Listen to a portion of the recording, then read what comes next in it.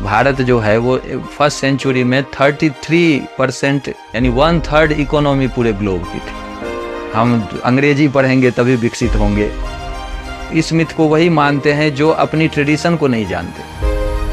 2020 की जो नई शिक्षा नीति है, सबसे पहला उसमें यही है कि शिक्षा भारतीय भाषाओं में। जो लोग कहते हैं कि यहाँ ब्राह्मण ने डोमिनेट किया, तो वो पहले ये दिखाएं कि उनका जो आधारभूत ग्रंथ है उसमें किस किस का योगदान है। हम दिखाते हैं वेद में क्या है। वेद में 27 ऋषिकाएं हैं। वो थॉट जो है उसको ब्राह्मणिज्म तो कह ही नहीं सकते। ये एक बिल्कुल जो बायस्ड रूप में आरोप करके जो ये चीज को, ये सब मैकोलियन एजुकेशन के लोग हैं, वो प्लान्ड वे में आगे बढ़ाए हैं। दुनिया में विश्वविद्यालय क्या चीज है ये तो भारत ने सिखाया है, क्योंकि दुनिया में दूसरी जगह जब लोग इतना फॉर्मल एजुकेशन के बारे में समझते भी नहीं थे, तब यहाँ विश्वविद्यालय विकसित रूप में था। मैकोलियन एजुकेशन के बाद थोड़ा प्रभावित हुआ है, लेकिन अब जब की नई सरकार या सोच आई है तो अपनी परंपरा फिर से जीवंत होती हुई प्रतीत हो रही है।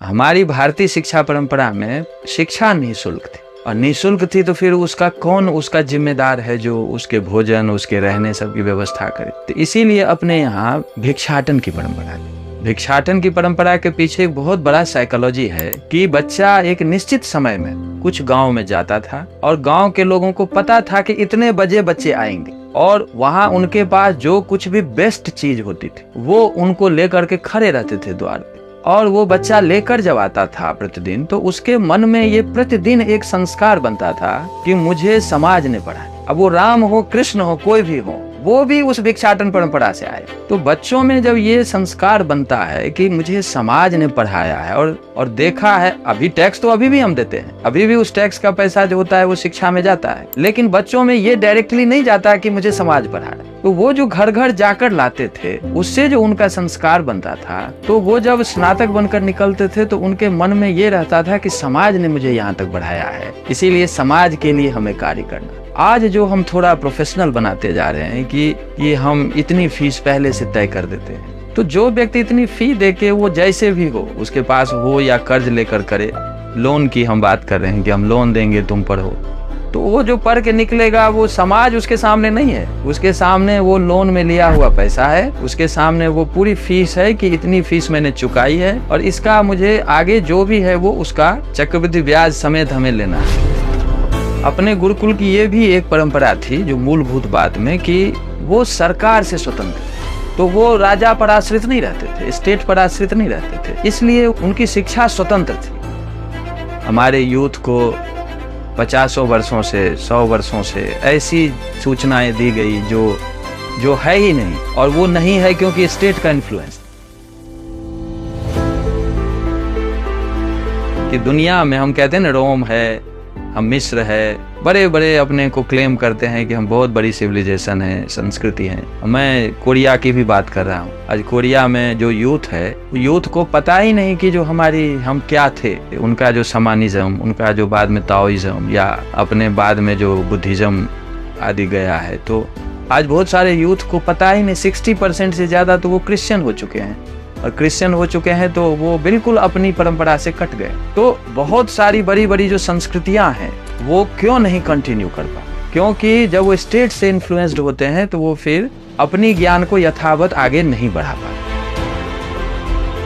लेकिन भारत में गुरुओं के कारण, आचार्यों के कारण और स्टेट से निरपेक्ष होने के कारण, यानी स्वतंत्र रूप में रहने के कारण, वो अपनी विद्या को यथावत आज तक बना कर रखे हैं। थोड़ा सा हम मैकोलियन एजुकेशन के बाद थोड़ा प्रभावित हुआ है, लेकिन अब जब की नई सरकार या सोच आई है तो अपनी परंपरा फिर से जीवंत होती हुई प्रतीत हो रही है।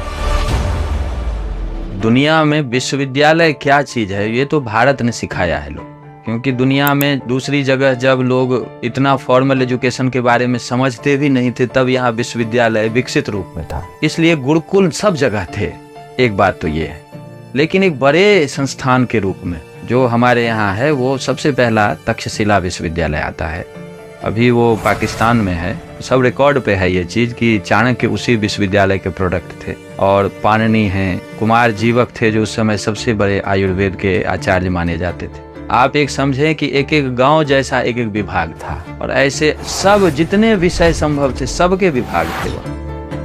वो व्याकरण हो या दर्शन हो या समाज शास्त्र हो, वहीं रह के कौटिल्य ने अर्थशास्त्र लिखा जो अभी दुनिया में प्रसिद्ध है। तो आप देखें कि स्टेट क्राफ्ट क्या है, कि पूरे स्टेट का स्ट्रक्चर कैसे होना चाहिए, टैक्सेशन की क्या पॉलिसी है, पूरा जो प्रशासन कैसे बढ़ना चाहिए, जो निर्धन हैं, जो स्त्री हैं, कैसे उनके लिए विशेष व्यवस्था की जाए। तो इस तरह का टेक्स्ट लिखने वाला जो व्यक्ति है वो वहीं बैठ के ये अर्थशास्त्र लिखता है। तो लगभग 1000 वर्ष तक ये तक्षशिला यूनिवर्सिटी वहाँ रहा है, बहुत प्रसिद्ध रहा है। और उसके बाद फिर आया है नालंदा विश्वविद्यालय, और नालंदा विश्वविद्यालय हम सभी जानते हैं कि दुनिया में प्रसिद्ध है, और 10,000 के करीब वहाँ पे छात्र रहते थे, और फुल्ली रेजिडेंशियल।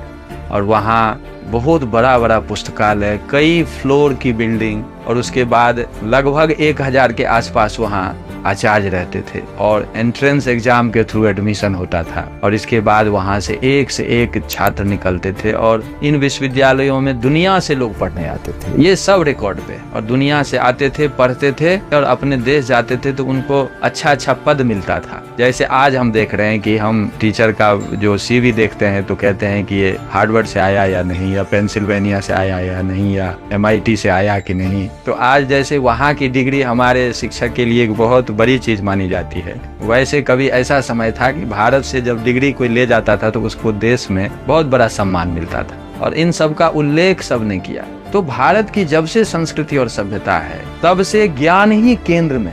तो नॉलेज सोसाइटी भारत आज नहीं बना, बाद में कुछ लोग कहने लगे हैं कि भारत अब नॉलेज सोसाइटी बना। नहीं, भारत नॉलेज सोसाइटी अपने आरंभ से ही था, क्योंकि दूसरे जो मैकॉलियन एजुकेशन आया तो उसने उसको टारगेट किया, और टारगेट किया क्योंकि शासन करना था, और जब तक भारतीय ज्ञान रहेगा और जब तक उससे जुड़े हुए समाज के लोग रहेंगे तब तक वो शासन कैसे कर सकता था। हमने बहुत सारे जो विदेशी आक्रांताओं को झेला है, इसके कारण हमारी शिक्षा व्यवस्था थोड़ी तो प्रभावित हुई है, हमारे इंफ्रास्ट्रक्चर बहुत नष्ट कर दिए गए। अब जैसे विश्वविद्यालयों की चर्चा की तो हम सब जानते हैं कि जो विश्वविद्यालयों को जला दिया गया, नष्ट कर दिया गया। तो कुछ लोगों ने जो फिजिकल वे में जो हमारा इंस्टीट्यूशन था उसको नष्ट कर दिया, कुछ लोगों ने मानसिक रूप से इसको ऐसा बना दिया कि जो उनको ये लगे कि जो भारत का ज्ञान हीन है, छोटा है, और वहाँ का ज्ञान बहुत बड़ा है।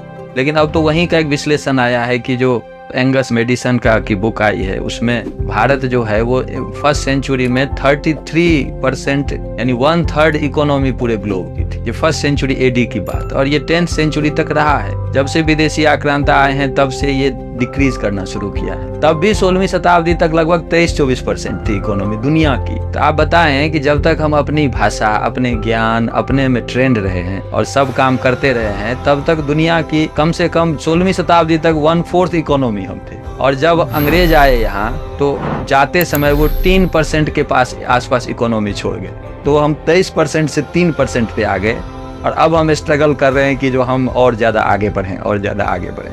तो आर्थिक दृष्टि से भी जो भारत को सोने की चिड़िया कहा जाता है, तो वो अंग्रेजी के कारण तो था नहीं, वो तो अपनी भाषा के कारण, अपने ज्ञान के कारण, अपनी टेक्नोलॉजी के कारण, जो रिकॉर्ड पे है। अभी जो लेटेस्ट बुक आई है सबको पढ़ना चाहिए।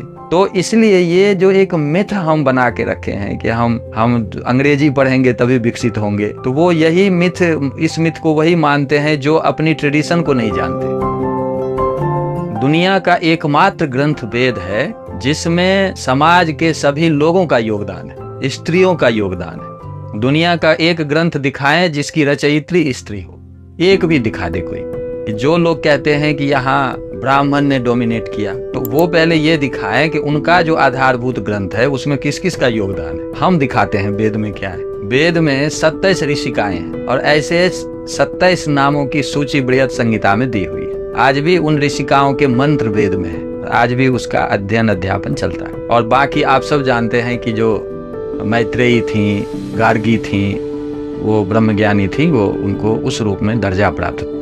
दूसरी बात यह है कि वेद में कौन ऋषि किस जाति का है और किस वर्ण का है, इसका कोई नहीं बता सकता है, ठीक है। और वो कोई भी हो सकता है। ऐसे बहुत सारे नाम, जैसे जाबाली ऋषि, वो जाबालोपनिषद अपने यहाँ बहुत प्रधान उपनिषद, लेकिन वो तो आप यदि आज की दृष्टि से माने तो उनकी माता जो थी वो तो आज के समय में तो जो एक अपना ग्रुप है SC ST, उस ग्रुप से बिलोंग करेंगे। महीधर ऐतरेय है, जैसे ऐतरेय ब्राह्मण है जिसका बहुत बड़ा नाम है, मतलब बहुत बड़ा ग्रंथ माना जाता है। तो उनकी माँ इतरा थी, तो इतरा जो थी आज की दृष्टि से आप देखेंगे तो वो उस SC/ST कैटेगरी में आएंगे। उस समय वो शब्दावली नहीं थी, लेकिन आज जब डिवाइड करेंगे आपको तो उसी रूप में आएंगे। ऐसे अक्ष सूक्त है, अक्ष सूक्त के जो ऋषि थे वो उसी कैटेगरी के आएंगे। तो बहुत सारे ऋषि जो हैं वो उस कैटेगरी से आते हैं। समाज के किसी भी वर्ग से वो यदि उस ज्ञान को उस एलिवेशन के लेवल पे चले जाते हैं तो उनको लोग ऋषि कहते हैं, और उसको वही सम्मान है, वही आदर है, सब वही रहा है। और आज भी आप देखेंगे जैसे अपने रविदास हुए, तो रविदास के शिष्य तो काशी नरेश थे, रविदास जी के शिष्य तो ऐसे 10 राजा थे, मीराबाई उनके शिष्य। ऐसे देखेंगे तो कबीर हों, रविदास हों, ऐसे अनेकानेक कहीं भी कोई व्यक्ति है, लेकिन यदि वो ज्ञान के रूप में यदि वो उस स्टेज पे चला गया तो उसको वहां पे उसी का दर्जा मिलता है, उसी को सम्मान प्राप्त। जैसे विश्वामित्र तो क्षत्रिय थे, सब पता है सबको, राजा थे वो, लेकिन अपने ज्ञान से वो ब्राह्मण बने। ऋषि जो हैं वो सभी वर्ग से आए हुए हैं, एक वर्ग के ऋषि नहीं है। तो एक तो ये बात है, इसीलिए वो थॉट जो है उसको ब्राह्मणिज्म तो कह ही नहीं सकते। ये एक बिल्कुल जो बायस्ड रूप में आरोप करके जो ये चीज को, ये सब मैकोलियन एजुकेशन के लोग हैं, वो प्लान्ड वे में आगे बढ़े। 12वीं शताब्दी के बाद जब से विदेशी आक्रांता आया है तो उसके बाद आप देखेंगे कि 40 जाति से 40,000 हो गया। तो ये बीच में क्या क्या हुआ है, ये एक शोध का विषय है और उसमें हम लगे हुए हैं। आने वाले समय में लगता है कि उसका भी आ जाएगा सब। तो एक ये भी एक रेखा है कि 12वीं शताब्दी से पहले और 12वीं शताब्दी के बाद वर्ण और जाति का क्या कॉन्सेप्ट, ठीक है, लेकिन कास्ट कहीं नहीं है। कास्ट तो पोर्चुगीज शब्द है, और सबसे बड़ी बात है कि अपनी शब्दावली को भूलने के कारण हम अपने विचार से कट गए हैं, और जो विचार आज मैकोलियन एजुकेशन के रूप में है उसी को हम सर्वोच्च विचार समझते हैं। और भी कई चीज हम पाल रखे, जैसे मैं एक उदाहरण देना, स्वामी विवेकानंद जी ने इसका उल्लेख किया कि अब हम देखिए कि हम स्त्री के नाम में हम पुरुष का सरनेम लगाते हैं ना। जब भी होता है तो हम कहेंगे कि ये मिस्टर, ये मिसेज, ये भारतीय परंपरा है क्या? आप अपनी माता जी और दादी जी को याद करें, उनके नाम के पीछे कभी हस्बैंड का सरनेम लगा था? कभी नहीं लगता। हमारे यहाँ तो देवी लगाते थे, मेरी माता जी के नाम के पीछे देवी लगा है, मेरे पिताजी का सरनेम तो कहीं नहीं लगा, कहीं नहीं था। हमारी ये ट्रेडिशन ही नहीं है कि हम पति के सरनेम से हम स्त्री के नाम को जोड़ दें, कहीं नहीं। सबका इंडिपेंडेंट नाम रहा है, इंडिपेंडेंट उसकी पर्सनैलिटी रही। तो ऐसे अनेक बातें हैं जहां हम अपनी भाषा नहीं सीखने के कारण, ज्ञान से नहीं युक्त होने के कारण ऐसा काम कर रहे हैं जो हमारे यहाँ कभी था ही नहीं। तो इसलिए अभी जो हमारे 14 से जब आई है सरकार, तो सबसे बड़ी बात है कि अपनी भाषा, अभी जो NEP बनी है 2020 की जो नई शिक्षा नीति है, सबसे पहला उसमें यही है कि शिक्षा भारतीय भाषाओं, ये सबसे बड़ा कदम है अभी की जो सरकार है। इससे पहले अपनी भाषाओं को छोड़ के सब में शिक्षा, तो इसको सबसे पहले तोड़ा गया है। और इसका परिणाम ये होगा कि हम अपने शब्द को समझेंगे, अपने शब्द को समझेंगे तो अपने विचार को समझेंगे, और अपने विचार को समझेंगे तभी जो एक